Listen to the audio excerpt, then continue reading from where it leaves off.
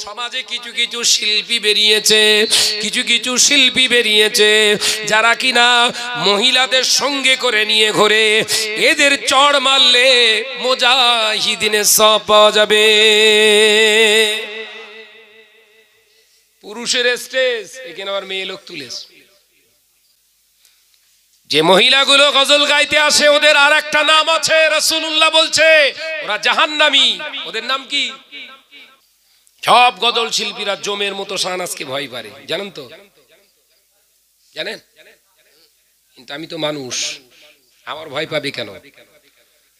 ওরা জানে এই জিনিস ছাড়নেওয়ালা না। এখানে হয়েছিল নাকি? হ্যাঁ ভাই, আমার দাওয়াত দিবিনি আর, আমি আসবো না এখানে। কোন ছেলেগুলো করেছে রে তোরা?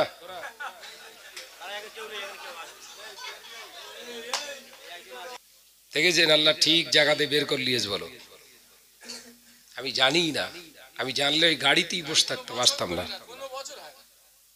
লিয়াকত ভাই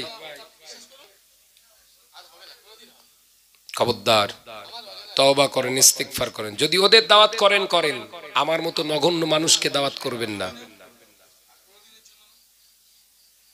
এরম রেকর্ড আছে, শুধু শুনেছি, ওইখান থেকেই গাড়ি ঘুরিয়ে চলে গেছি, স্টেজে উঠিনি। এটা রসুলের মেম্বার, কোনো মহিলার মেম্বার নয়। এ কথা ঠিক না ভুল জোরে বল। সিরাজ ইসলামিক মিডিয়া আপনাদের প্রিয় ইউটিউব চ্যানেল।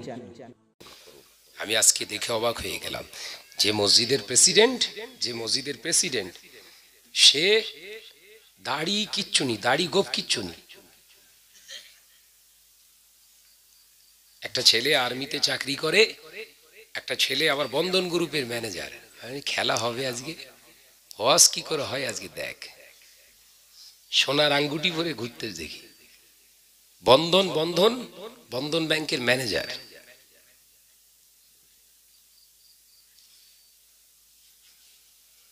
কি করে সমাজ পরিবর্তন হবে বাপ? যদি কাহিনী শুনিয়ে দিয়ে চলে যায়, সমাজ ফিরবে? সমাজ ক্ষতিগ্রস্ত হয়ে যাচ্ছে। তাই ঘরের ছেলেদেরকে আবেদন করে যায়, মসজিদগুলোকে ঠিক রাখো বাবা। মসজিদের ইবাদত আল্লাহ ফেরায় না, কিন্তু সব মসজিদের ইবাদত কিন্তু কবুল না। আল্লাহ নবী জানিয়েছিলেন মসজিদের আজান হবে, মসজিদের আজানে জবাব দেয়া মানুষ হবে না। আজান শুনতে পান তো? জবাব দেন? দেয়? বুঝি সে কি আবার? দু একজন আবার চিটার নামাজি আছে, চিটার। কিরম বলেন দিন? আজান শুনে সবাই হাত তুলেছে, ও হাত তুলেছে, কিছু জানে না বলো, ও হাত তুলেছে, দেখে ও মুখ নেড়তেছে এরকম, তার মানে কি ধোকা দিচ্ছে? শুধু ও দোয়া পড়তেছে না, আমিও চালাচ্ছি, অথচ কিচ্ছু জানে না, একদিনও শিখিনি কি দোয়া পড়তে হয়।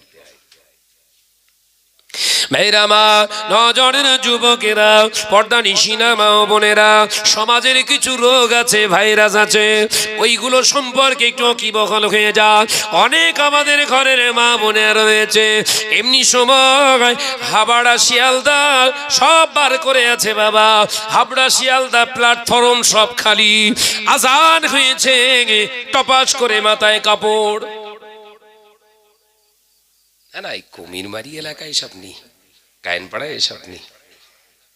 এরা বাপরে বাপ, মাথা থেকে কাপড় পড়ার মতো নি, কাপড় পড়ে গেলি বস্তা মাথায় দেয়। এখানকার বাপনরা সব ভালো। হ্যাঁ, এমনি সময় মাথায় কাপড় নেই, আর যে আজান হচ্ছে আল্লাহু আকবার, আল্লাহু আকবার, তাড়াতাড়ি করে খুঁজতেছ কোথায় রয়েছে, যা চড়িয়ে গেল বোধহয়, চড়িয়ে। এই কথা ঠিক না ভুল জোরে বলে? এই আমার দিক ও বাস পড়ুক গে যায়, এদিক ফের ওয়াজ হচ্ছে আবার ওদিক আমি শুনতে পাইনি, তোরা পাচ্ছিস কেন? ও মরুক গে যা, মরুক গে যা, ও শুনবে না, ও শোনা জিনিস হারা। ওরা যদি ওয়াজ শুনবে তো জাহান্নামে। রাসূলুল্লাহ ওদেরকে বেশি বেশি দেখিস কেন? ওয়াজ ঘুরে গেলে কিচ্ছু রাখবো না, ওর যদি ঘুরে যায়, যেদিকে চলছে চলতে দে, ওদিকে ওয়াজ ঘুরে গেলে কিচ্ছু রাখবো না বলো, এমনি দৌড়বেন সব। বাবাজি, রাসূল পাক সাল্লাল্লাহু আলাইহি ওয়াসাল্লাম বললেন পর্দা করা হচ্ছে মহিলাদের জন্য ফরজে আইন। কি বললাম? ফরজে আইন। নামাজ পড়া ফরজে আইন। নামাজ পড়া, নামাজ না পড়লে যে শাস্তি, একজন পুরুষ একজন নারী যদি পর্দা না করে তার জন্য একই শাস্তি। পৃথিবীর কোন মাওলানাকে দেখে নয়, পৃথিবীর কোন ভাসুরকে দেখে নয়, পৃথিবীর কোন শ্বশুরকে দেখে নয়, পর্দা যদি করতে হয় আল্লাহকে ভয় করে পর্দা করো। আমার আল্লাহ তোমায় পর্দা ফরজ করেছে মা। ও ভাবিরা শুনে রেখে দাও, আল্লাহ নবী যেদিন মেরাজে যায়, দয়ার নবী জিবরিল আলাইহিস সালামকে সঙ্গে দিয়ে আমার আল্লাহ বলেছিলেন, হাবিব আমার তামাম কায়নাতটা আপনি দেখুন আর জাহান্নামটা একবার দেখে আসেন। যান যান, দয়ার নবী জাহান্নামের ভিতরে যে দেখলেন বেশি বেশি নারীরা জাহান্নামী। দয়ার নবী চোখ দিয়ে পানির টুসা গড়িয়ে যায়। ইয়া রাসূলুল্লাহ, ইয়া হাবিবাল্লাহ, হুজুর আপনি রোনাজালি করে। আল্লাহ নবী জিজ্ঞাসা করলেন, ভাই জিবরিল আমিন, এত মহিলা কোন নবীর উম্মতি ছিল এদেরকে জাহান্নামের ভিতরে রাখা হয়েছে? এদের কষ্টটা দেখে আমি রাসূলুল্লাহ সইতে পারি না। আল্লাহ ফেরেশতা জিবরিল আলাইহিস সালাম বলেছিলেন, ইয়া রাসূলুল্লাহ, ইয়া হাবিবাল্লাহ, হুজুর আপনি কষ্ট পাবেন না। এটা ঈসা নবীর উম্মতি নয়, মুসা নবীর উম্মতি নয়, এরা হলো আপনার এক ধরনের উম্মতি।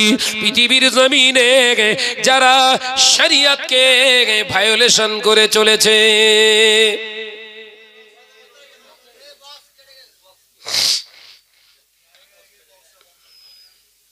আবাজি কি হলো জান খারাপ?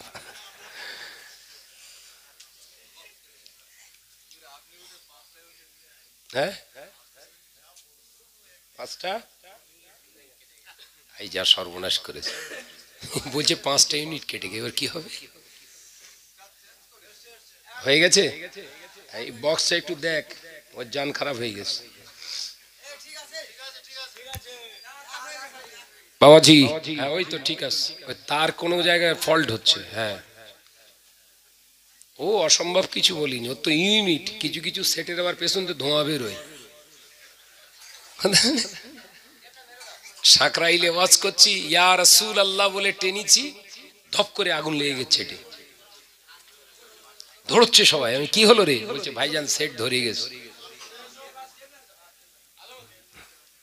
বাবাজি আমার সোনার মানিকের, আমার দিক ফলো করো, ঠিক হয়ে যাবে ইনশাআল্লাহ। আল্লাহ আছে যেখানে ভয় নেই সেখানে।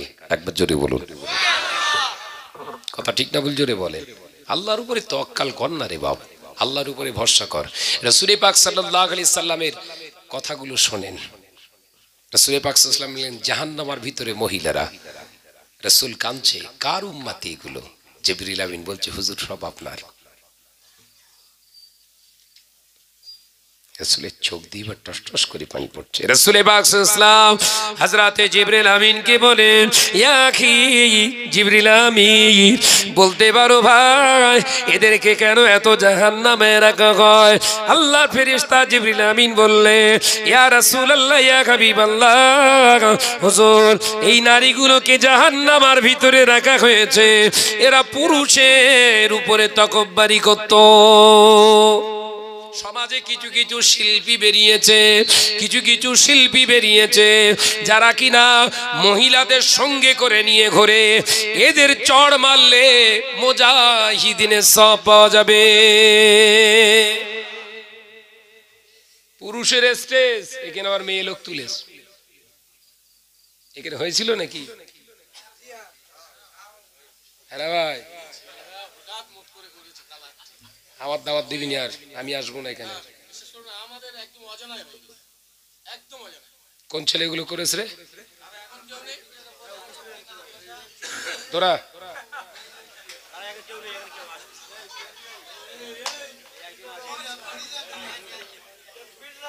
শুনে রেখে দাও, জেনে রেখে দাও, যারা মহিলাদের ভাড়া করে এই রাসূলের মেম্বারে নারীদের তোলে, তারা আমার রাসূলুল্লাহকে বেউজ্জতি করেছো, রাসূলুল্লাহকে অসম্মান করেছো।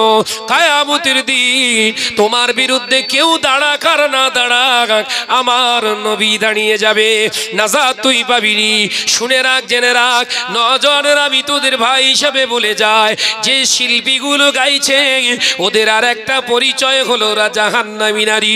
রাসূলুল্লাহ জানালেন কোন নারীর জবানের আওয়াজটা বেগানা পুরুষদের জন্য হলো হারাম।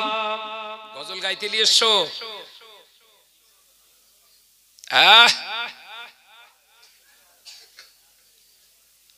দেখেছেন আল্লাহ ঠিক জায়গাতে বের করে লিয়েছ। বলো আমি জানি না, আমি জানলে ওই গাড়িতেই বসে থাকতাম, আসতাম না। লিয়াকত ভাই খবরদার, তওবা করেন, ইস্তিগফার করেন। যদি ওদের দাওয়াত করেন করেন, আমার মতো নগণ্য মানুষকে দাওয়াত করবেন না। এরম রেকর্ড আছে, শুধু শুনেছি, ওইখান থেকেই গাড়ি ঘুরিয়ে চলে গেছি, স্টেজে উঠিনি। এটা রাসূলের মেম্বার, কোনো মহিলার মেম্বার নয়। এ কথা ঠিক না ভুল জোরে বলেন। যে মহিলাগুলো গজল গাইতে আসে ওদের আর একটা নাম আছে, রাসূলুল্লাহ বলছে ওরা জাহান্নামী। ওদের নাম কি? জোরে বলেন। জাহান্নামীর কাছ থেকে গজল শুনছো?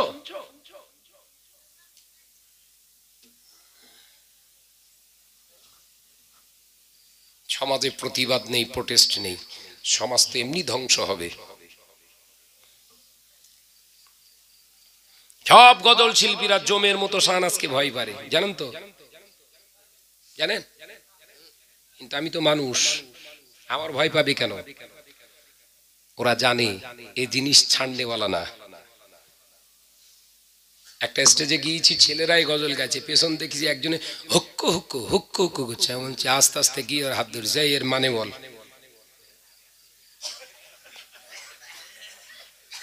এই হুক হুক্কুর মানে বল। বলছি হুজুর আমি কিছু জানি না, আমার এমনি ভাড়া করে এনেছে, শুধু বলেছে এরম করবি। তুই যখন যার মানে জানিস নে, সে করতে যাচ্ছিস কেন? তুই জানিস বাজনা তোকে ঢোল হিসেবে ব্যবহার করছে, ডাইরেক্ট বাজনা বাজানো জায়েজ নেই, তোকে ঢোল হিসেবে ব্যবহার করছে, তুই জানিস? বলছে আস্তাগফিরুল্লাহ, জীবনে আর আমি এসব করবো না ভাইজান, তওবা করে যাচ্ছে। আর যে শিল্পী ছিল লাফ মেরে দৌড়চ্ছে, তখন শিল্পী গোষ্ঠী কেঁতায় তুলে দেবো একদম।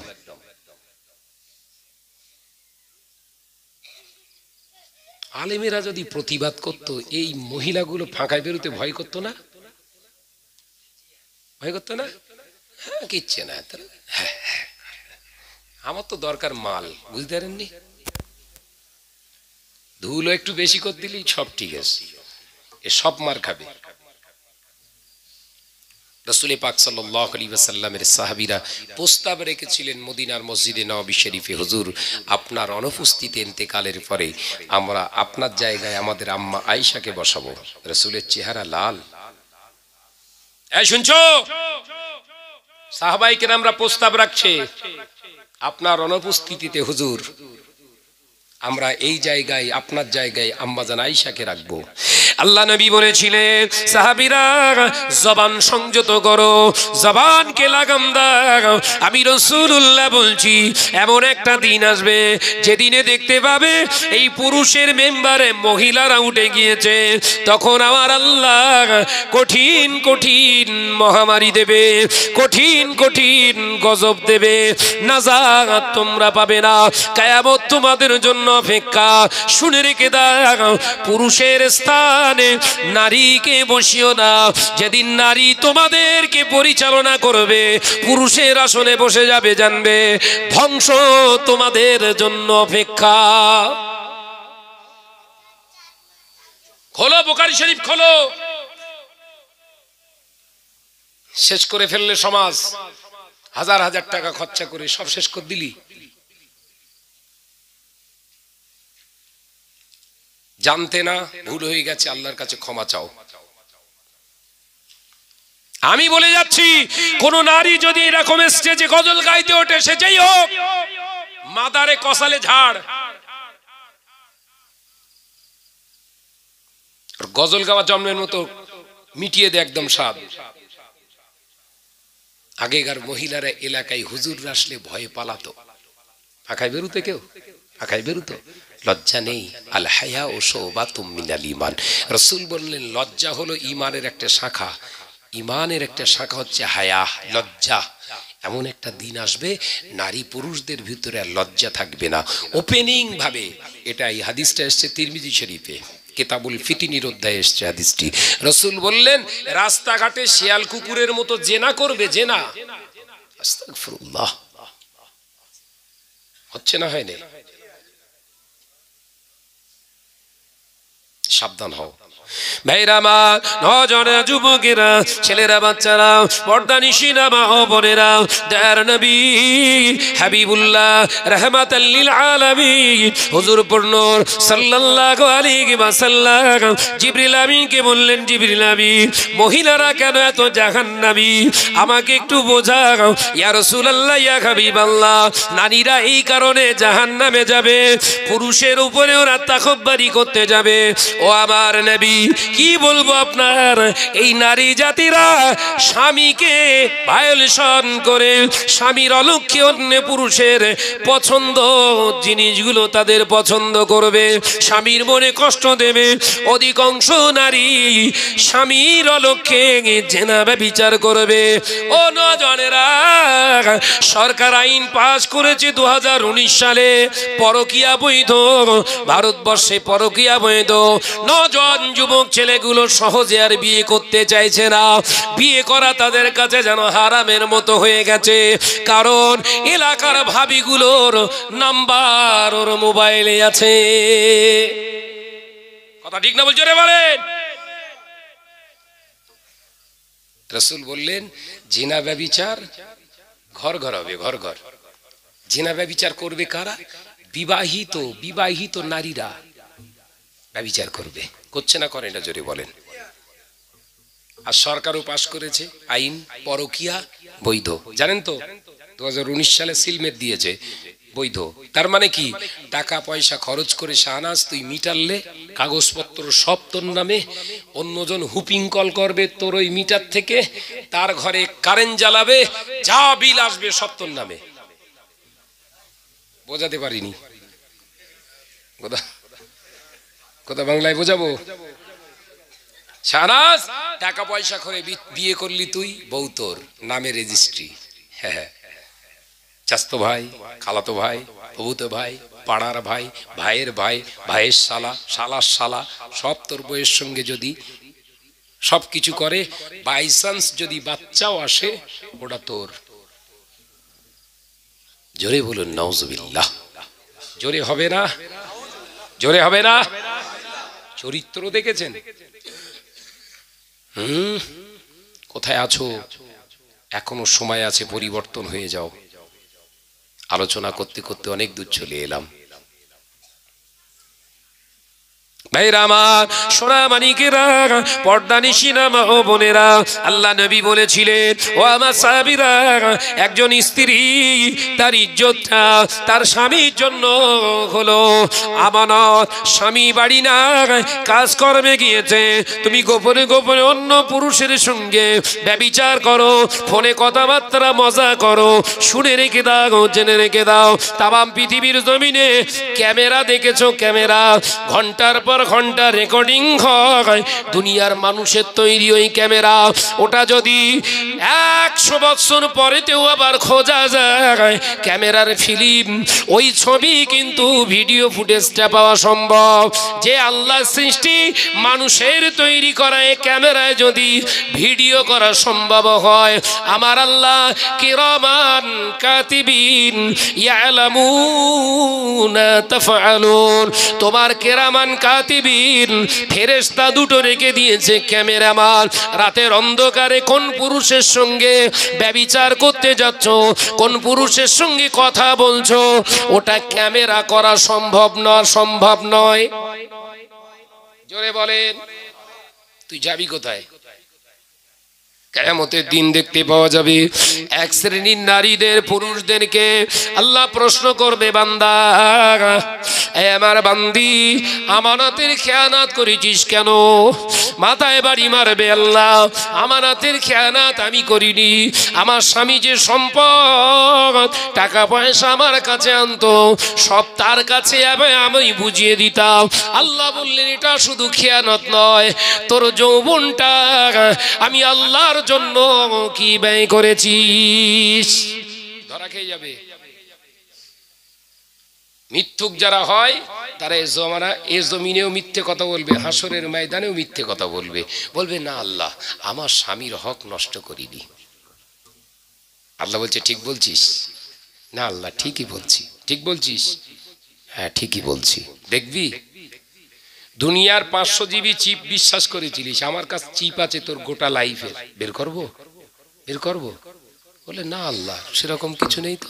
হ্যাঁ আছে, এই দেখ। ইশারা করবে, কোন শব্দতে সঙ্গে সঙ্গে ফ্লাশ হয়ে যাবে, গোটা লাইফের ভিডিও দেখানো হবে। রাতের অন্ধকারে কোন পুরুষের সঙ্গে গিয়ে মেলামেশা, সাক্ষাৎ, কথাবার্তা সব জনসমক্ষে ভাসিয়ে তুলবে। বান্দি তখন মাথার চুল ছিঁড়বে, কাজ হবে না। আল্লাহ বলবেন, লা হিসাবা ফাআদলাহু ফিন্নার, তোর হিসাব নেই আর কোনো, যা, আমি আল্লাহ বলছি জাহান্নামে চলে যা। পৃথিবীর মানুষ দেখতে পাচ্ছে না, মনে করছে খুব মোস্তানি করতেছে, আমার মতো আর চালাক কেউ নেই। চালাকের পায়খানা 4 জায়গায় লাগে। কত জায়গায়? জোরে বল ভাব। চালাকির গু 4 জায়গায়। অন্ধকারে কেউ দেখতে পাচ্ছে না, পায়খানা করছে একদম উঠোনে, বাকুলে বসে বসে ঝাড়ছে, বুঝতে পারেননি? পায়খানা ফেরা হয়ে গেছে, সে পানি আনতে ভুলে গেছে, পানি আনতে ভুলে গেছে। যাই পানি নিয়ে আসি, কেউ দেখতে পাচ্ছে না, অন্ধকার, মাছ ছক্কা। পানি এনে কোথায় বসে পানিটা খরচ করবে, পরিষ্কার হবে, ও সে মনে নি মাল কোথায় ঝেড়েছে। অন্ধকার তো একদম দাপাক করে মেরেছে, একদম মারার পরেই বলছে, কি ব্যাপার, কাদায় পা দিলুম নাকি রে বাবু? হ্যাঁ, অমনি পায়ে হাত দিয়ে দেখলো, তাই চ্যাট চ্যাট করছে। হ্যাঁ, কাদায় বোধহয়। আবার সন্দেহ লাগছে, কাদা এখন কোথায় হবে, পানি তো এখনো পড়িনি, শুঁকে দেখি, নাকে লাগিয়েছে। ইস, এ তো সেই মাল, যে মাল রাখলাম সেই মালই তো লেগে গেল। এবার গায়ে মুছতেছে, গায়ে মুছতেছে। ক জায়গায় লাগলো? চালাকি করছো, স্বামী বাড়ি নেই, একা একা ফুর্তি করছো, চালাকি করছো, 2-4 জায়গায় লাগবে। নাম্বার 1 লেগে যাবে, দুনিয়ার জমিনে কঠিন রোগ হবে, কঠিন ব্যাধি হয়ে যাবে, তো চেহারার ভিতরে আমার আল্লাহ পোকা ধরিয়ে দেবে। গোপনে গোপনে জেনা ব্যভিচার করছি, তোর কঠিন ব্যাধি হয়ে যাবে। নাম্বার 2, কবরে তুই ধরা পড়ে যাবি, কিয়ামত পর্যন্ত জেনার শাস্তি তোর পেতে হবে, কঠিন আযাব দেয়া হবে। নাম্বার 3, তোকে হাসরের মিজানে সবাই তোর বিরুদ্ধে দাঁড়িয়ে যাবে, তুই পার হতে পারবি না। আবার 4 নম্বর জায়গায় তুই ধরা খেয়ে যাবি, ওটার নাম সিরাতে পুল। পুল সিরাত পার তোর নসিবে নাই।